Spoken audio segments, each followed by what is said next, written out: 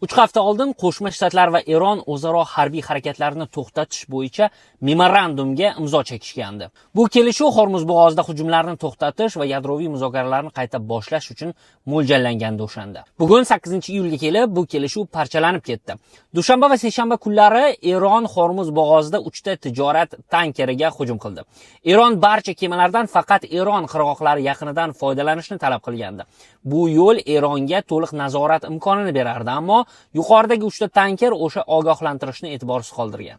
Ular Ummon yaqinidagi janubiy yo'ldan foydalanib, Eron qo'ygan talablarni buzishgan, deyiladi Eron tomoni tarqatgan xabarlarda.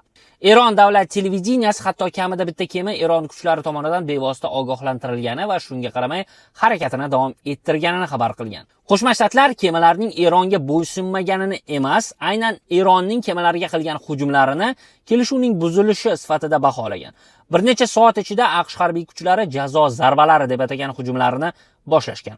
Janubiy Eronda 80 dan ortiq nishon urilgani aytilgan, xususan Bandar Abbos va Sirik port shaharlarida portlashlar sodir bo'lgan.